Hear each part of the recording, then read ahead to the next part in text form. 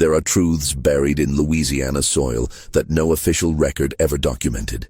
Stories whispered between generations, kept in burned diaries, erased from birth certificates.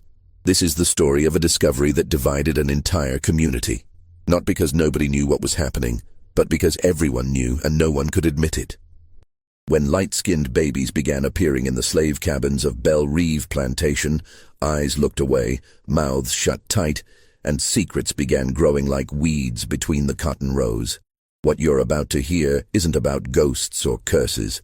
It's about something far more terrible. The truth.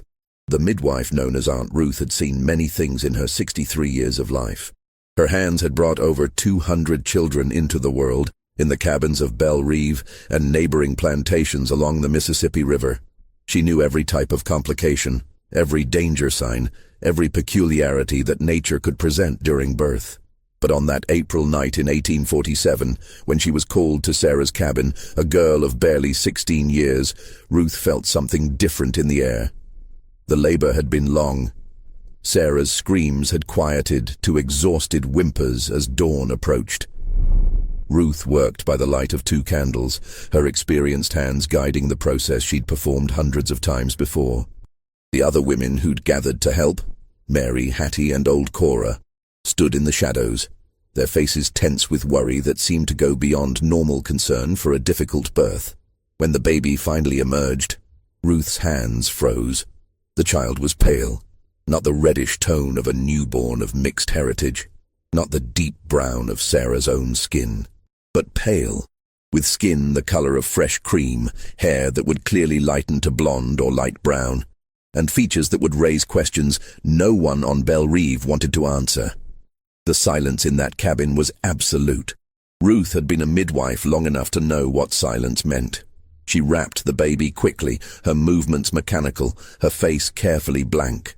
She placed the infant in Sarah's arms without meeting the young mother's eyes. Sarah looked down at her daughter and began to cry.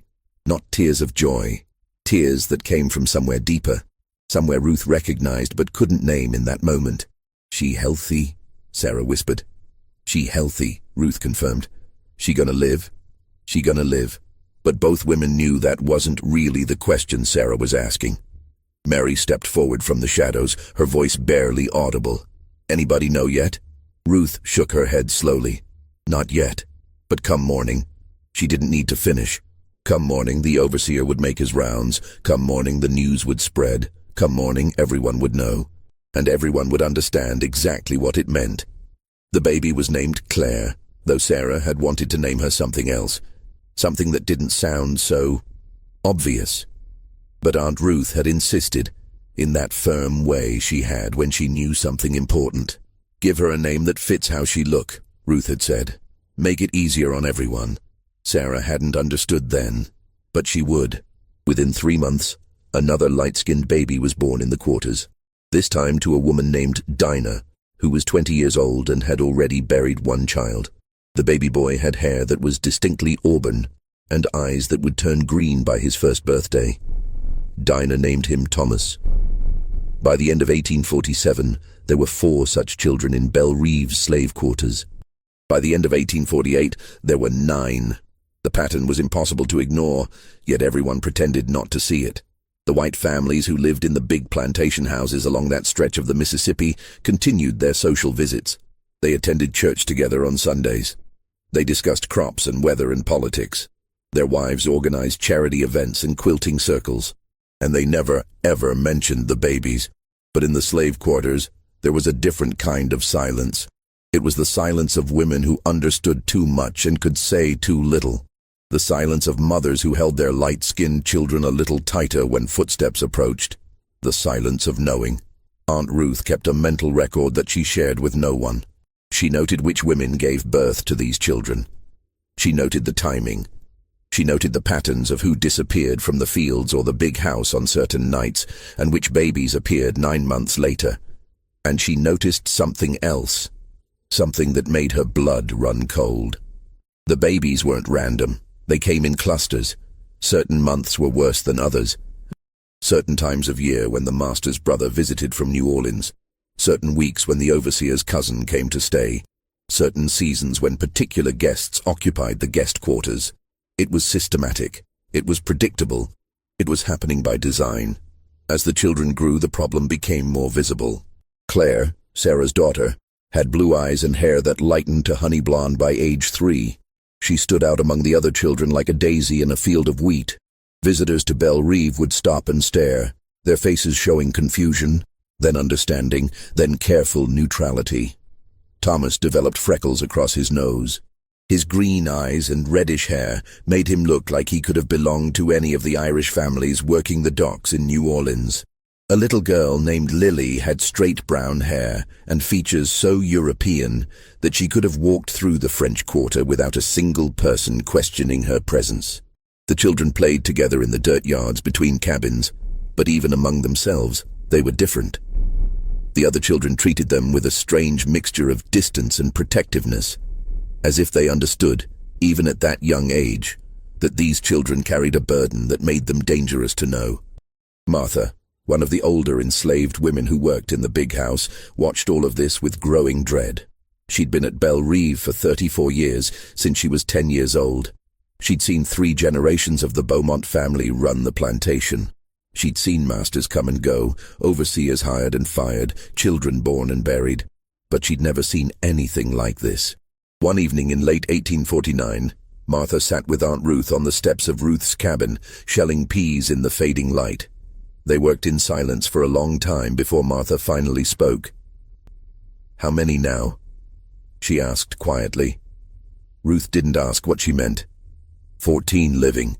2 didn't make it past their first year. They getting older. Yes. People gonna start asking questions. People already asking questions, Ruth said, just not out loud. Martha's hand stilled in the bowl of peas. What they gonna do with them children, Ruth? When they get older? When they old enough that people can't pretend no more? Ruth didn't answer, because she didn't have an answer. She'd been asking herself the same question for 2 years now, and every possibility she considered ended in tragedy. In March of 1850, a slave trader named Chester Booth arrived at Belle Reve. This wasn't unusual. Traders came through regularly, looking to buy or sell, conducting the grim business that kept the plantation system running. But this visit was different. Booth spent 3 days at the plantation, and during those 3 days, he never once visited the adult quarters. Instead, he asked specifically to see the children. Word spread through the cabins faster than fire. Mothers grabbed their babies and held them close. The light-skinned children were hidden in root cellars, storage sheds, anywhere they might be overlooked.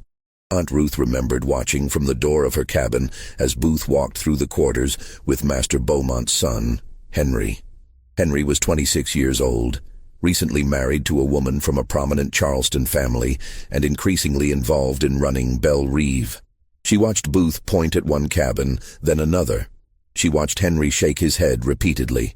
She watched the argument that ensued, conducted in voices too low to hear, but with body language that spoke volumes. Finally, Booth left Belle Reve without purchasing a single person. That night, Henry Beaumont came to the quarters himself, something that almost never happened after dark. He walked to Sarah's cabin and stood in the doorway. "The child," he said simply. "Let me see her." As Sarah pulled Claire closer, her face showing terror she tried desperately to hide. The 3-year-old girl looked up at the man in the doorway with curious blue eyes. Henry stared at the child for a long moment. His face was unreadable in the dim lantern light. Then he turned and walked away without another word. He visited 4 more cabins that night, looking at 4 more light-skinned children, saying nothing. Then he disappeared back toward the big house. The sale never happened, but everyone understood what it meant. Someone had wanted to buy the children. Someone had wanted to take them away, and Henry Beaumont had refused. The question that kept Ruth awake that night was simple. Why? Martha discovered the ledger by accident in the summer of 1851. She'd been cleaning Master Beaumont's study. The old master, Henry's father, who was 71 now and increasingly frail. He spent most days in his wheeled chair, looking out over the plantation he'd built, saying little. The ledger had fallen behind the desk, wedged between the wall and a heavy filing cabinet. Martha only found it because she'd dropped a cleaning rag and had to reach into the narrow space to retrieve it. It was a small book, bound in dark leather with no label on the cover. Martha knew she shouldn't open it. Enslaved people caught reading could be punished severely, and being caught reading the master's private papers could mean far worse. But something about the hidden location, the unmarked cover, the way it had been concealed rather than filed with the other plantation records, something made her slide it into her apron. That night, by candlelight in her cabin, Martha opened the ledger. She'd learned to read as a child, taught secretly by a previous master's daughter who'd thought it would be entertaining to educate the house slaves. That young woman had died of yellow fever at age 14, and Martha had never revealed her literacy since. It was too dangerous. Knowledge was currency she couldn't spend without risking everything. But now, as she looked at the pages before her, she wished she'd never learned to read at all. The ledger was a record, a meticulous, detailed record. Names, dates, notations that made Martha's hands shake. Sarah, April 12th, 1847, female. Light completion, noted Dinah, September 3rd, 1847, male, auburn hair, problematic Rachel. November 28th, 1847, female, eyes too light, requires monitoring page after page, entry after entry.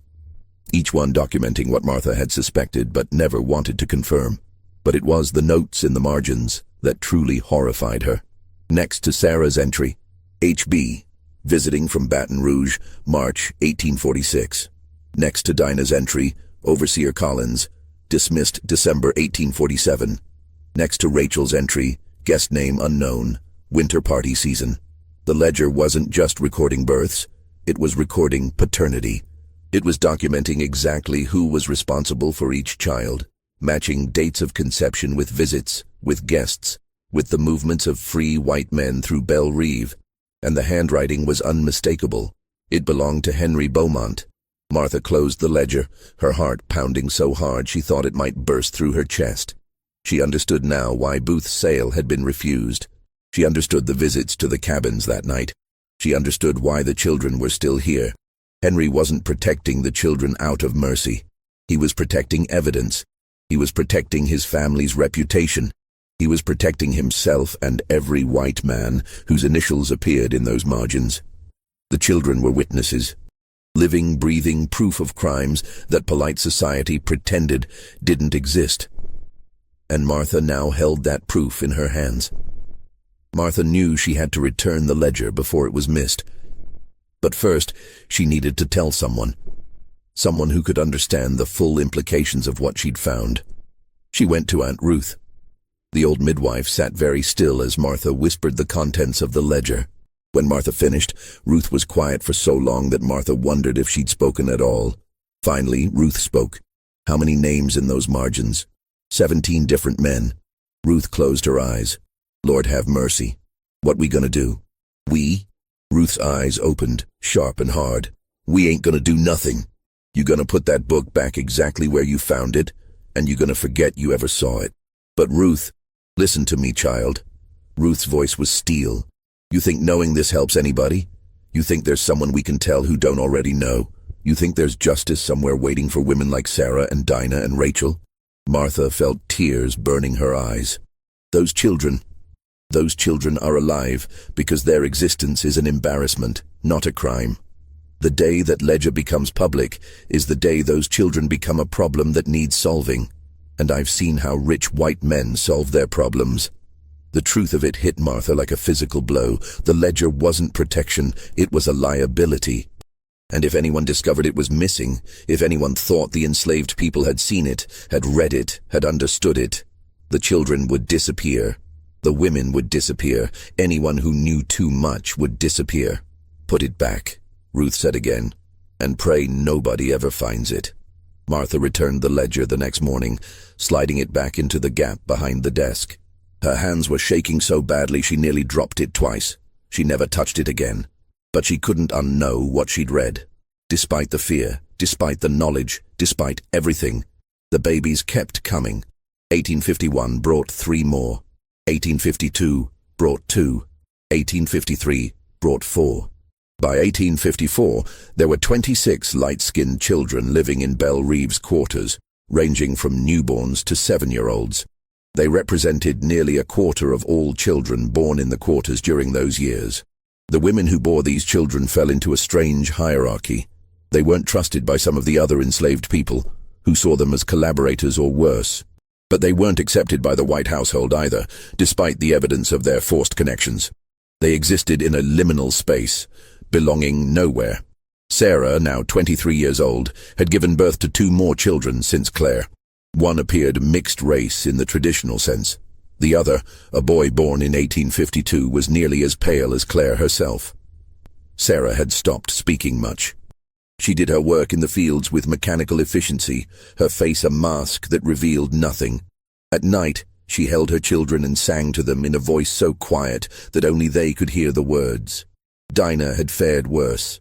After Thomas, she'd had one more light-skinned child, a girl who died at 6 months of fever. Dinah had stopped eating properly after that. She grew thin and distant, her eyes taking on a look that Aunt Ruth recognized as the beginning of the end. Some women broke under the weight of it. Others grew hard as iron. Rachel became the latter. She was 25 now, mother to 3 children, 2 of whom had light skin and European features. She'd begun speaking up in ways that terrified the other women, talking back to the overseer, working slowly enough to be noticed, maintaining eye contact when she should have looked away.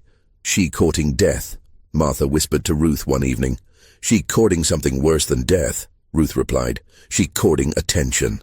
And attention was the last thing any of them could afford. Everything changed when the inspector came.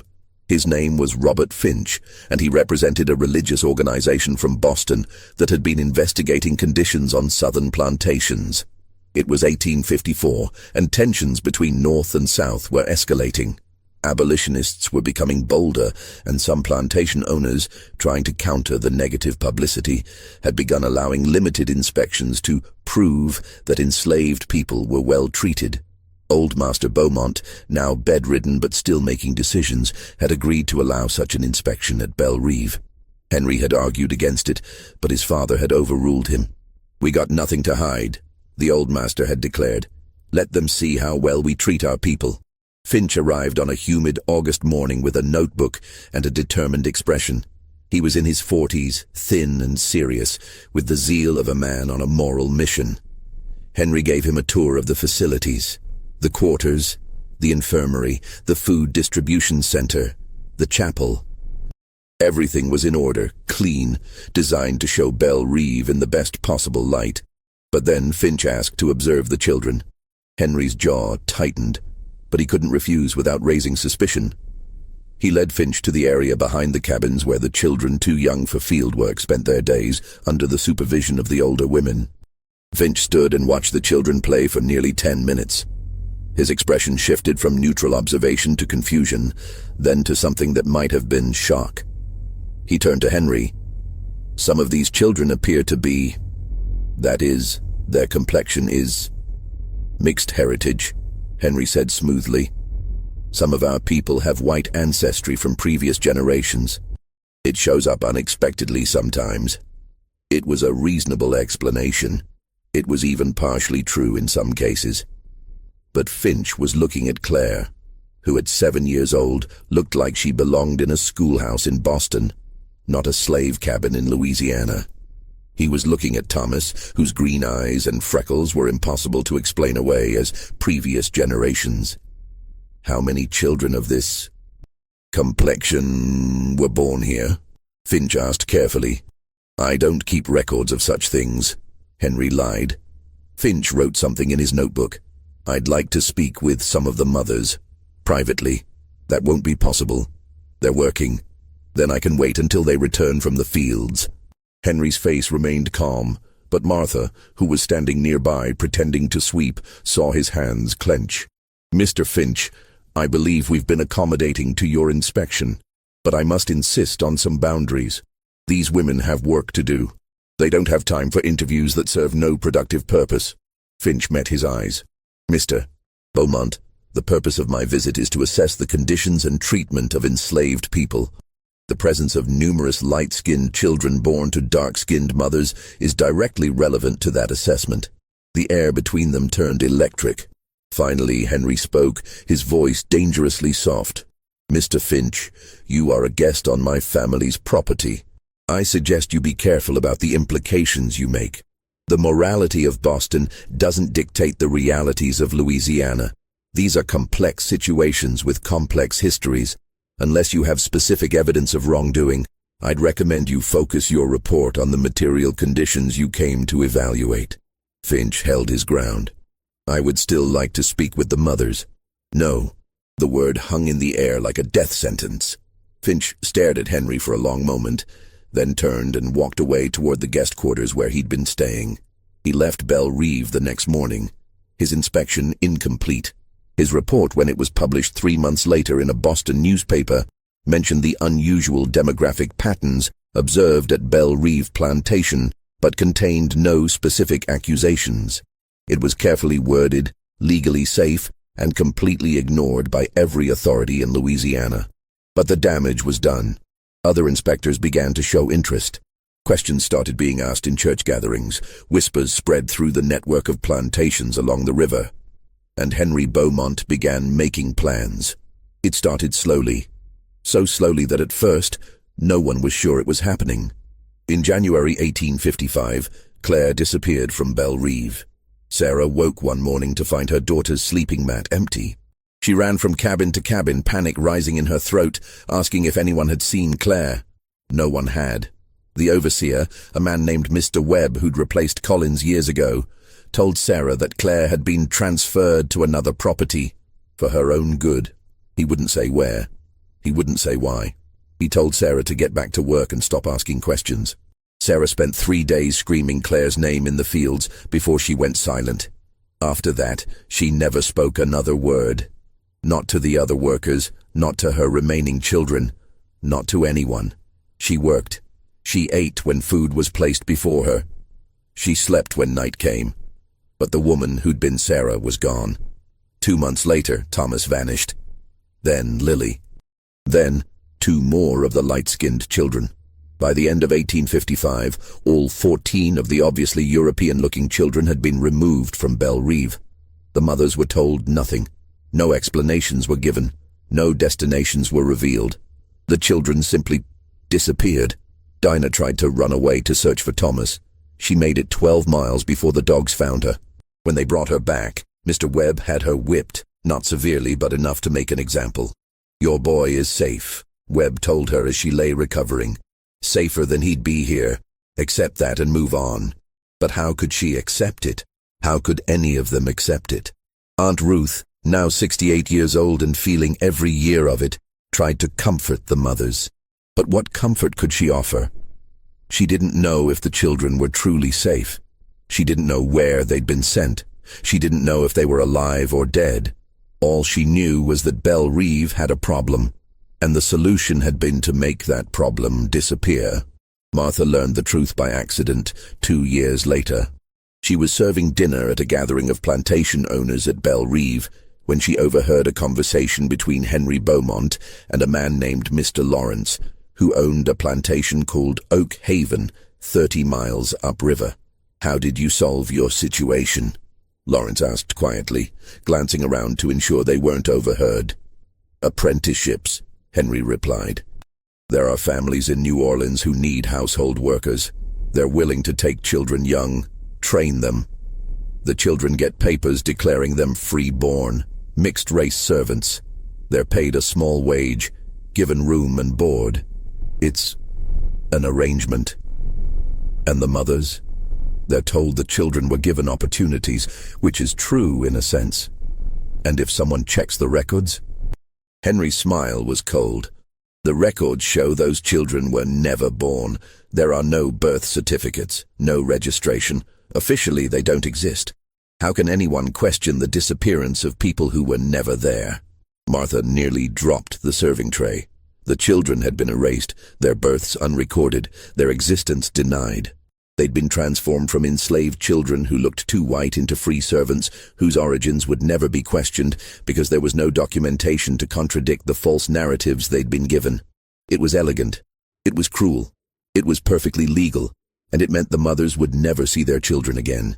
Because how do you search for someone who officially was never born?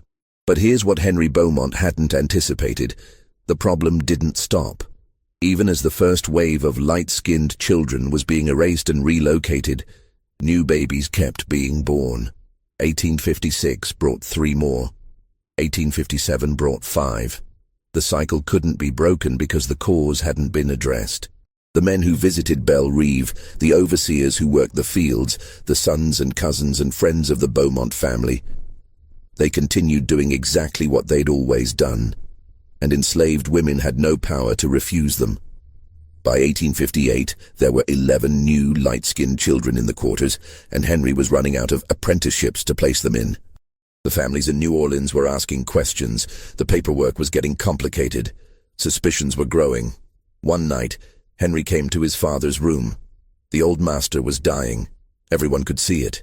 He had perhaps weeks left, maybe days. "Father," Henry said, "we need to stop this." Old Master Beaumont looked at his son with eyes that had seen too much. "Stop what?" "You know what." The silence stretched between them like a chasm. Finally, the old master spoke, his voice a whisper. "You think I don't know? You think I haven't seen? I built this place. I made the rules, and I broke them myself, more times than I can count." Henry said nothing. "Your brother breaks them. Your cousins break them. Our guests break them. Webb breaks them, and every overseer before him." The old master coughed, a wet sound that spoke of fluid in his lungs. "You want to stop it? Then you need to stop men from being what they are. Good luck with that. We can set rules, punishments. For white men?" The old master laughed, a bitter sound. "Boy, you're talking about punishing your own blood, your own friends, men of property and standing. You think they're gonna listen to you when they didn't listen to me? Then what do we do?" The old master turned his head to look out the window at the fields beyond. "You do what I did. You keep it quiet. You move the evidence when it gets too obvious. You deny everything and you pray. Pray for what? That it all burns down before anyone finds out how deep it goes." Old Master Beaumont died in October 1858. At his funeral, attended by the most prominent families in Louisiana, a young minister who'd recently arrived from Virginia gave a sermon about judgment and redemption. He spoke about the sins that men carry to their graves and the accounting that awaits them in the hereafter. Several people in attendance shifted uncomfortably in their seats. After the burial, as people gathered at Belle Rive for the reception, Martha overheard a conversation between 2 elderly women she didn't recognize. They were sitting in the corner of the parlor, speaking in low voices. "Did you hear about the Chenot plantation?" one woman asked. "The one that burned last year?"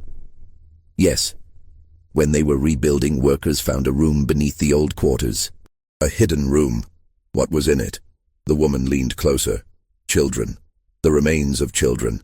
At least 15 from what they could tell. All infants, all buried in a row." Martha froze, her hands still on the tray she was carrying. "Dear God," the second woman whispered. "Why? Why do you think?" "Same reason we're pretending not to notice certain children in certain cabins on half the plantations in Louisiana, except the Chenots chose a different solution than relocation." The silence that followed was suffocating. "It's an evil we don't speak about," the first woman finally said. "But that doesn't make it less real." Martha set down the tray and walked out of the room on legs that barely held her. She made it to the outdoor kitchen before she vomited into a bucket. Aunt Ruth found her there 20 minutes later. "You heard?" Ruth said. It wasn't a question. Martha nodded, unable to speak. "Now you understand why I told you to put that ledger back. Now you understand why keeping quiet is the only mercy we got. Those babies at Chenot are dead and buried and beyond our help. The ones here are alive. They've been given to families in the city, families that might treat them decent, might give them a life better than this. It ain't right, it ain't fair. But it's the best outcome we could hope for in a world that don't care about right or fair." Martha looked at the old woman. "How do you live with it?" Ruth's face was ancient in that moment, carved from sorrow and survival. "Same way we live with everything else, child. One day at a time. One breath at a time. We survive, because that's all we can do." The war came in 1861, though its shadows had been creeping across Louisiana for years before the first shots were fired. Belle Reve, like all plantations, was thrown into chaos. Henry Beaumont left to serve in the Confederate Army. The overseer and most of the white workers followed. The plantation was left under the management of Henry's wife, Elizabeth, and old Mr. Webb, who was too old to fight. The Union blockade strangled trade. Money became scarce. Resources dwindled. The illusion of order that had kept Belle Reve running began to crack. And in the spring of 1863, something impossible happened. Claire came back. She was 16 years old now, tall and striking, her blonde hair pinned up in the style of city ladies. She arrived in a wagon driven by a man from New Orleans who refused to explain anything. He simply deposited her at the edge of Belle Reve's property and left. Claire stood at the entrance to the quarters, looking around with eyes that barely remembered this place. When Sarah saw her, the woman who hadn't spoken in 8 years let out a sound that wasn't quite human, something between a scream and a sob. She ran to Claire and collapsed at her feet. Claire looked down at the broken woman who was her mother and didn't know what to say. Aunt Ruth, now 76 and moving slowly, came to help Sarah up. She looked at Claire with sharp eyes. "You alone?" "No," Claire said. "Thomas is in New Orleans. Lily is in Baton Rouge. Some of the others are scattered. We've been finding each other. Why you come back?" Claire's blue eyes were hard. "Because I needed to see it. I needed to remember. I was 3 when they took me. I barely remembered this place. But now I do." Over the following weeks, 3 more of the relocated children found their way back to Belle Reve. They were teenagers now, some working as servants in the city, others freed by sympathetic northern families who'd moved to Louisiana during the confusion of war. They'd come back for different reasons, some looking for mothers, some looking for answers, some looking for revenge. Thomas, now 15, had been working as a clerk for a shipping company in New Orleans. His employer thought he was the son of French immigrants. He'd learned to read and write, to keep accounts, to navigate the world as a free person. But he'd never forgotten where he came from. "They told me my mother sold me," Thomas said to Aunt Ruth one evening. "They told me she didn't want a child and gave me up for money. That's what they told all of us."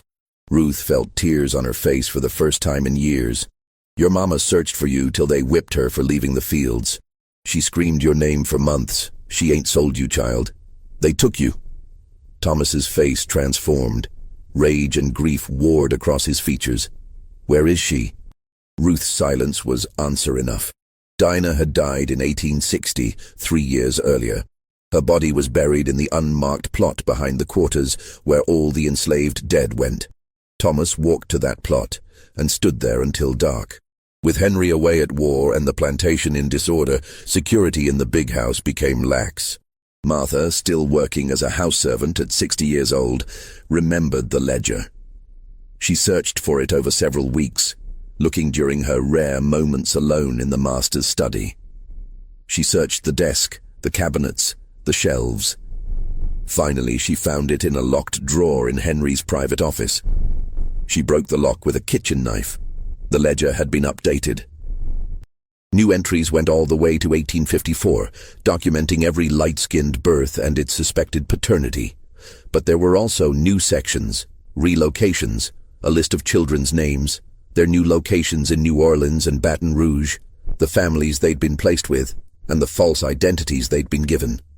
Financial records, payments made to city families for taking the children, bribes paid to officials to create false documentation, costs associated with maintaining the secret, and at the back of the ledger, a section titled, simply, Complications. Martha read through it with growing horror. It listed children who'd been problematic, those who'd asked too many questions, those who'd tried to contact their mothers, those who'd threatened to reveal the truth. Next to each name was a notation of how the complication had been resolved. Most had been sold to distant plantations under their false identities, sent so far away they'd never find their way back. 3 were listed as deceased, illness, accidents, drowning. The notations were brief and suspicious. One name made Martha's blood freeze. Thomas, high risk, Monitoring required. Termination considered if returns to Belle Rive. Termination. They'd been planning to kill him if he came back. Martha took the ledger and hid it in a place she'd prepared years ago. A hollow space beneath the floorboards of the outdoor kitchen, wrapped in oilcloth to protect it from moisture. Then she went to find the children who'd returned. They met in secret, deep in the night, in a clearing in the woods beyond the cotton fields. Martha had gathered them, Claire, Thomas, Lily, and Jacob, who'd arrived just days before from a plantation in Mississippi, where he'd been working as a stable hand. She told them about the ledger. She told them everything it contained. And then she gave them a choice. "This book is evidence," Martha said. "It's proof of every crime committed here, every man's name, every child's true origin. It's power." "Power to do what?" Claire asked. "Depends on what you want. You could take it north, give it to those abolition newspapers, expose Belle Rive and every man named in those pages." Thomas leaned forward. "Would it work? Would anyone care?" Martha hesitated. "Maybe, but probably not. White men been getting away with this since slavery started.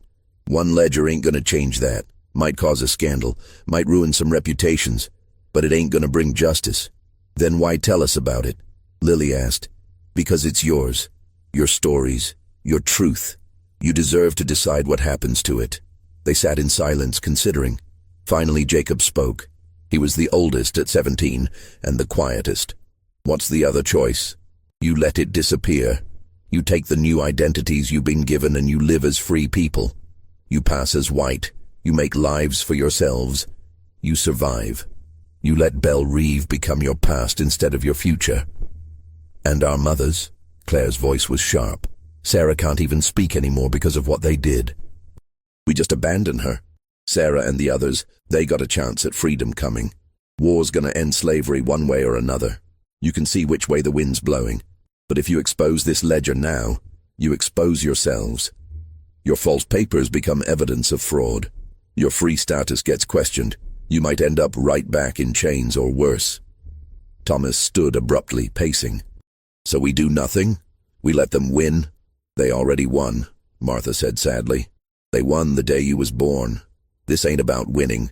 It's about surviving with enough of yourself left to build something after." The debate went on for hours. Claire wanted to publish the ledger. Thomas wanted to confront Henry directly. Lily wanted to burn Belle Rive to the ground. Jacob wanted to disappear and never look back.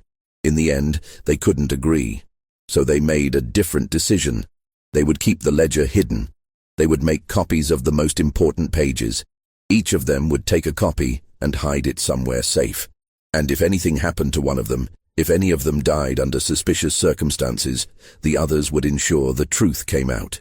It was insurance. It was protection. It was the only leverage they had. Martha gave them the ledger for one night. They worked by candlelight in Aunt Ruth's cabin, copying pages carefully, documenting everything. By dawn, the ledger was back in its hiding place, and the children had melted back into the chaos of wartime Louisiana. The war ended in April 1865. News of emancipation reached Belle Rive in June, brought by Union soldiers who occupied the plantation for 3 days before moving on to the next town. The enslaved people of Belle Rive were free. But freedom is complicated. Most had nowhere to go. No money, no prospects. No way to survive outside the only system they'd ever known. Many stayed at Belle Rive, now as paid workers, though paid was a generous term for the scrip system and sharecropping arrangements Henry implemented. It was slavery by another name, with slightly better conditions and the theoretical right to leave. Sarah was among those who stayed. She was 34 years old, still silent, still broken. She worked the same fields she'd always worked, now for pennies instead of nothing. Martha stayed too. Where else could a 70-year-old former slave go? Aunt Ruth died in 1867, peacefully in her sleep.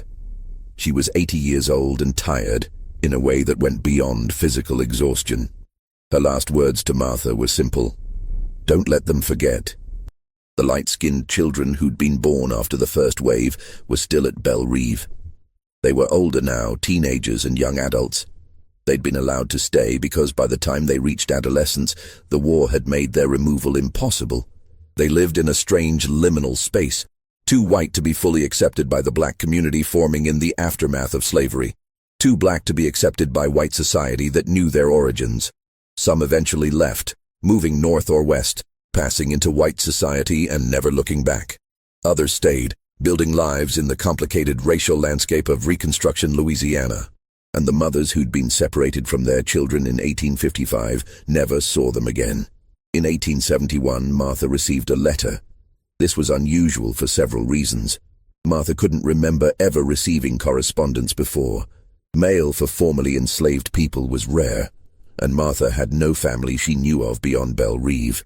The letter had been delivered to the general store in town, addressed simply to Martha, formerly of Belle Reve. Someone at the store had brought it to the plantation. Martha took it to her cabin and stared at it for a long time before opening it.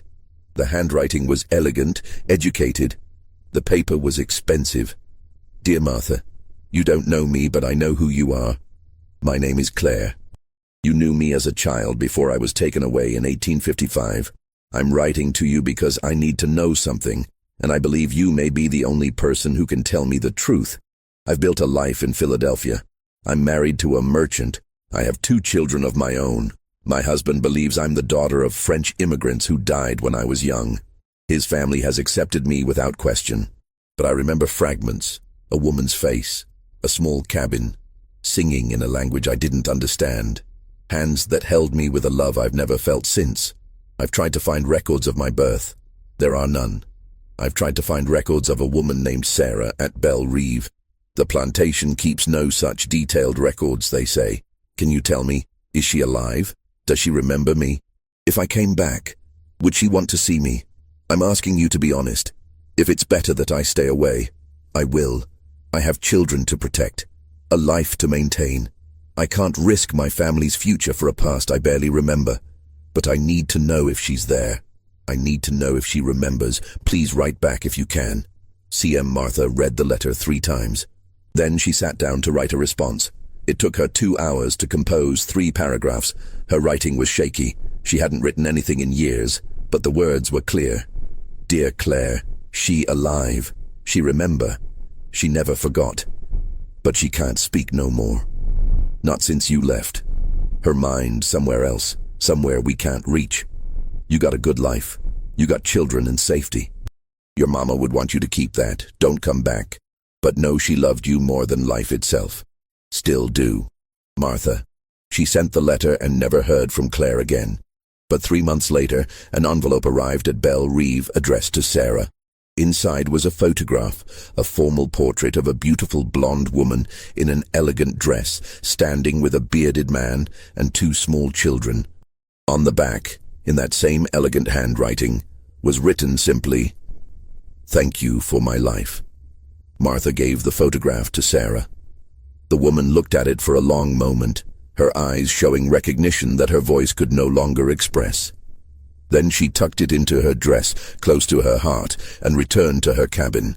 She kept that photograph until the day she died. By 1875, Belle Reve was struggling. The old plantation system couldn't sustain itself with paid labor, even the exploitative sharecropping system Henry had implemented. Competition from western states was driving cotton prices down. The glory days were ending. Henry Beaumont, now 51 years old, sat in his father's old study one evening, reviewing ledgers, the official ones, showing the financial collapse of everything his family had built. He pulled out the hidden ledger from its drawer, the one documenting a different kind of accounting. He read through it slowly, looking at names of children who'd be adults now, looking at dates that spanned decades, looking at the initials in the margins that included his own, H.B. Henry Beaumont. He'd made 6 entries himself over the years, 6 children who bore his features, carried his blood, and had been erased from history to protect his reputation. He wondered where they were now, if they were alive, if they hated him, if they even knew who he was. Probably better that they didn't. He took the ledger to the fireplace and stared at it for a long time. He should burn it, destroy the evidence, let the past die with the past. But something stopped him. Maybe it was vanity, the need to preserve some record of his own children, even the ones he couldn't claim. Maybe it was fear, the suspicion that copies existed, and destroying the original would only make him look guilty if they surfaced. Maybe it was something else entirely, something he couldn't name. He put the ledger back in the drawer and locked it. It stayed there for another 43 years. In 1918, Belle Reve was sold to a timber company. The Beaumont family had finally surrendered to economic reality. Henry had died in 1903. His children had moved to cities, pursuing different lives. The plantation house had fallen into disrepair. The timber company planned to tear down the old house and use the land for lumber operations. During the demolition, workers found the ledger in a sealed compartment built into the wall behind what had been Henry Beaumont's office desk.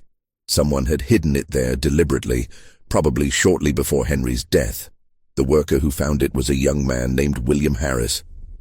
He was 23, black and literate, part of a new generation born into freedom and education. He opened the ledger and began to read. By the 3rd page, his hands were shaking.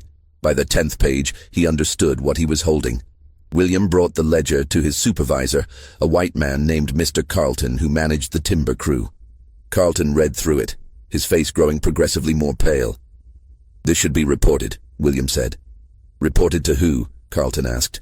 "These men are all dead. This plantation doesn't exist anymore. The people involved are scattered or gone.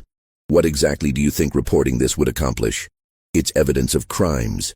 It's evidence of crimes committed by dead men against people who can't be identified because there's no record they existed in the first place." Carlton closed the ledger. "You know what happens if this goes public? Scandal, pain, families destroyed, the descendants of both the victims and the perpetrators, and no justice because there's no one left to prosecute. So we do nothing. We recognize that some truths don't bring healing. They only bring more pain." William took the ledger back. "Then I'll keep it, as a record, as proof that it happened, even if no one wants to acknowledge it." Carlton didn't stop him. William Harris kept that ledger for the rest of his life. He showed it to his children when they were old enough to understand. He showed it to his grandchildren. He donated it to a historical society in 1959 at the age of 64, with instructions that it be preserved as documentation of a truth that American history often tried to erase. The Historical Society catalogued it, archived it, and filed it away. Very few people ever looked at it. Sarah died in 1879 at age 48. She was buried in the plot, behind what had been the quarters, in an unmarked grave near Dinah and dozens of others. She never spoke again after losing Claire the first time. But those who knew her said that in her final years, she would sometimes take out a photograph and look at it for hours, her lips moving in silent words no one could hear. Martha lived until 1883, dying at the remarkable age of 93. She'd spent her final years working as a laundress in town, living in a small room above a shop, finally free in more than just name. Before she died, she told the story to her great-niece, a young woman named Harriet, who was training to be a teacher. She told her about the ledger, about the babies, about the systematic erasure of evidence and identity. "Why didn't you expose it?" Harriet asked. "When you had the chance." Martha looked at her with eyes that had seen too much. "Because exposing it would have gotten people killed. We survived by knowing when to speak and when to stay silent. That ain't cowardice, child. That's wisdom bought with blood. But the truth don't always set you free. Sometimes it just gets you buried." Harriet didn't understand then. But years later, when she was researching the history of slavery in Louisiana for a book she was writing, she began to uncover similar stories from other plantations. Whispered accounts, fragmentary records, patterns that were impossible to ignore. Babies who looked white, born to enslaved black mothers. Children who disappeared without explanation. Families in cities who suddenly had new servants or wards with suspiciously vague origins. It hadn't been unique to Belle Reve. It had been everywhere, woven into the fabric of the entire system. And everyone had known. The white families had known. The enslaved communities had known. The authorities had known. They'd all chosen silence. In the decades following the Civil War, the light-skinned children of Belle Reve scattered across America. Some disappeared into white society completely, their origins known only to themselves. They married, had children, built lives free from the stigma and danger of their births. Their descendants today have no idea of the truth buried in their family histories. Others maintained connections to the black community, building lives in the complicated space of mixed-race identity in America. They faced discrimination from both sides, too white for some, too black for others. A few actively searched for their origins, trying to piece together the fragments of their early childhood memories with the lies they'd been told and the evidence they could find. Thomas spent 30 years trying to locate other children who'd been relocated from Belle Reve. He created a network, a quiet system of letters and messages, trying to build a record of who they'd been and where they'd ended up. By his death in 1926, he'd found 23 of the children documented in the ledger. 8 had died young. 15 were alive and scattered from Boston to San Francisco. He'd documented their stories in a journal that his daughter discovered after his death. She read about her father's origins with shock. She'd been told he was from a French family in New Orleans. She burned the journal, unwilling to risk her own children discovering the truth and having their lives disrupted by it. The pattern of silence continued. The ledger William Harris donated to the Historical Society remained mostly forgotten until 1983, when a graduate student researching plantation economics stumbled across it while searching for financial records from Belle Reve. The student, a young woman named Dr. Andrea Thompson, realized immediately what she was looking at. She spent 2 years verifying the information, cross-referencing dates with other records, tracking down descendants where possible, building a comprehensive picture of what had happened at Belle Reve between 1847 and 1854. Her dissertation, titled Invisible Evidence, Children of Coercion at Belle Reve Plantation, was rejected by her committee. The official reason given was insufficient primary sources. The unofficial reason, shared by her advisor over coffee, was more direct. This is too inflammatory. You're accusing specific families whose descendants are still prominent in Louisiana. You're opening wounds that people don't want opened. Find a different topic. Dr. Thompson refused to drop it. She published her research independently in a small academic journal focused on African American history. It received minimal attention. A few reviews in specialized publications. A brief mention in a newsletter about slavery studies. And then it was largely forgotten again. Because the uncomfortable truth is that some stories, no matter how well documented, are stories that society isn't ready to hear. Today, the land where Belle Reve once stood is owned by an agricultural corporation. The big house was demolished in 1924. The slave quarters were burned in 1932. The fields have been replanted, repurposed, reshaped by modern farming techniques. There's no marker indicating what happened there. No memorial to the women who suffered or the children who were erased from existence. But the descendants exist. Scattered across America are people who carry the DNA of Belle Reve's secrets. Some know their history. Most don't. There are white identifying families in Boston, Philadelphia, Chicago, and San Francisco who have no idea that their great-great-grandmother was born enslaved in a Louisiana cabin. There are black families in the South who know the stories but don't speak them, keeping the truth alive in oral histories shared only within trusted circles. And somewhere in the archives of a historical society in Louisiana, there's a ledger that documents it all. Names and dates and crimes recorded in careful handwriting by a man trying to manage a problem he'd helped create. Researchers occasionally stumble across it. Graduate students sometimes request access. Journalists periodically consider writing about it. Most decide against it. The descendants deserve privacy, they reason. The past should stay in the past. What good would it do to expose something that happened so long ago? And so the silence continues. The story of Belle Reve raises questions that have no easy answers. How many other plantations had similar ledgers, similar secrets, similar children who disappeared into false identities and uncertain futures? How many families today carry the genetic legacy of these encounters without knowing the truth of their origins? How many women suffered and died without anyone recording their names or their stories? The answer is, we don't know. We'll never know. Because the system that created these situations was also the system that ensured they'd never be fully documented. But we know it happened. The ledger proves that much. Somewhere in America today, there's a person going about their ordinary life, maybe working in an office, raising children, paying taxes, who has no idea that their great-great-great-grandmother was a 16-year-old girl named Sarah who lost her daughter to a system that valued white supremacy more than human dignity.